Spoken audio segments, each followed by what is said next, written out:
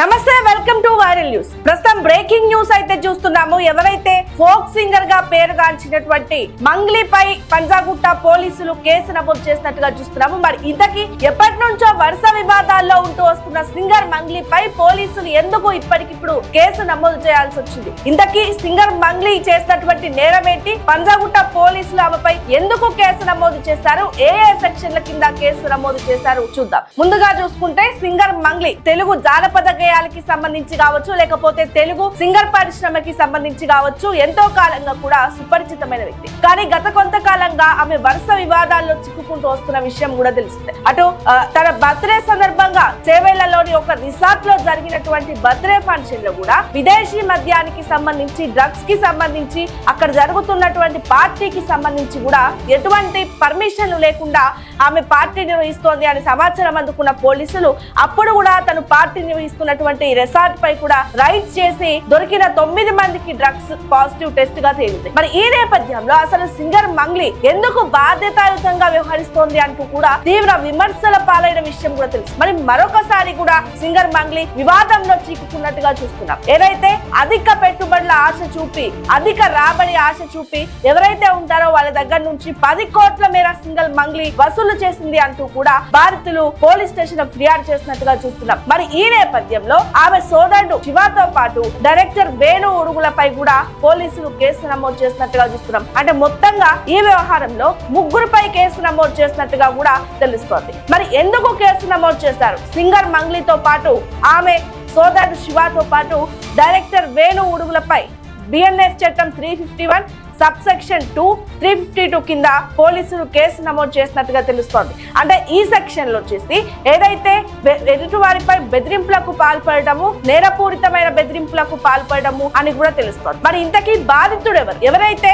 Singer మంగ్లీకి సంబంధించినటువంటి సోదరుడు కావచ్చు, ముగ్గురు కలిసి కూడా, ఎవరైతే ఇప్పుడు కేసు నమోదైన ముగ్గురు కలిసి కూడా సింగర్ ఎవరైతే న్యాయవాది సుబ్బారావుని బాధితులు ఆశ్రయించారు. న్యాయవాది సుబ్బారావుని ఇట్లా వందలాది బాధితులు ఆశ్రయించడము, సింగర్ మంగ్లీ అధిక పెట్టుబడులు పెట్టించి మాతో అధిక రాబడి వస్తుందని నమ్మించి మా దగ్గర నుంచి వసూలు చేసింది అంటూ కూడా ఎవరైతే న్యాయవాది సుబ్బారావుని ఆశ్రయించిన నేపథ్యంలో సుబ్బారావు గత కొంతకాలంగా దీనిపై కూడా చర్చిస్తున్నారు. మరి ఈ నేపథ్యంలోనే న్యాయవాది సుబ్బారావుపై ఆమె సోదరుడు మంగ్లీతో పాటు, ఆమె సోదరుడు శివతో పాటు దర్శకుడు వేణు ఉడుగుల బెదిరింపులకు పాల్పడినట్టుగా తెలుస్తోంది. మరి ఈ నేపథ్యంలోనే తనను చంపేస్తామంటూ, శవాన్ని కూడా దొరకకుండా పాడేస్తామంటూ, కక్షపూరితంగా యాక్సిడెంట్ చేసి చంపిస్తాము అంటూ కూడా న్యాయవాది సుబ్బారావుకి బెదిరింపులు వచ్చినట్టుగా తెలుస్తోంది. మరి ఈ నేపథ్యంలోనే న్యాయవాది సుబ్బారావు పంజాగుట్ట పోలీసులను ఆశ్రయించగా పంజాగుట్ట పోలీసులు వారి ఇరువురిపై కూడా కేసు నమోదు చేసి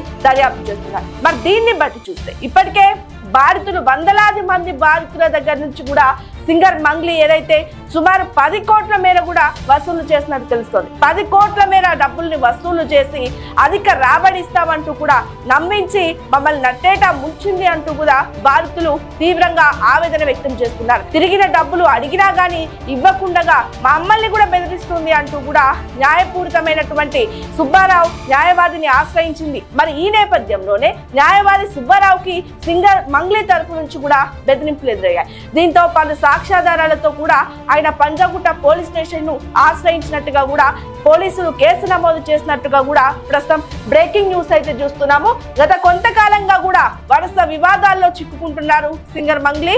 అటు ఇటీవలే జరిగిన తన బర్త్డే సందర్భంగా కూడా తను చేవెళ్ళ ఒక రిసార్ట్ లో కూడా ఎటువంటి పర్మిషన్ లేకుండా పార్టీ నిర్వహించింది.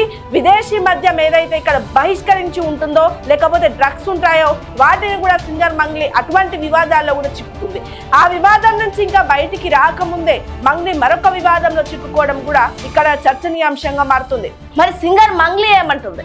తనకు అసలు ఈ కేసుతో సంబంధం లేదు, తాను ఎప్పుడూ కూడా ఈ పెట్టుబడులు పెట్టించి రాబడి ఇస్తాను అనేటటువంటి ఇటువంటి వ్యాపారాల్లో భాగమై లేను, తన మీద చేస్తున్నటువంటి ఆరోపణలు అని చెప్పేసి సింగర్ మంగ్లీ చెప్తోంది. మరి ఏదేమైనప్పటికీ కూడా తమని నమ్మించి డబ్బులు పెట్టుబడి పెట్టించి అసలు డబ్బులు అడిగినా గానీ ఇవ్వకుండా సింగర్ మంగ్లీ మమ్మల్ని బాధ పెడుతోంది అంటూ కూడా న్యాయవాది సుబ్బారావును బాధితులు సుమారు 100 మంది బాధితులు కూడా ఆశ్రయించారు. ఈ నేపథ్యంలో సింగర్ మంగ్లీ ఎవరైతే ఉంటారో సింగర్ మంగ్లీతో పాటు న్యాయవాది గత కొద్ది రోజులుగా కూడా ఈ బాధితుల తరఫున చర్చలు జరుపుతున్నట్టుగా కూడా తెలుస్తోంది. ఈ నేపథ్యంలోనే సింగర్ మంగ్లీతో పాటు ఆమె సోదరుడు శివతో పాటు దర్శకుడు వేణు ఊరుగుల కూడా న్యాయవాది సుబ్బారావుపై వేధింపులకు పాల్పడినట్టుగా కూడా చూస్తున్నాం. ఏదైతే తను వచ్చినటువంటి సామాజిక వర్గాన్ని దృష్టిలో పెట్టుకొని తననే వేధిస్తున్నారన్నట్టుగా చెప్పుకోవడము, లేకపోతే న్యాయవాది సుబ్బారావుని కూడా యాక్సిడెంట్ చేసి చంపిస్తామంటూ కూడా భయపెట్టడము,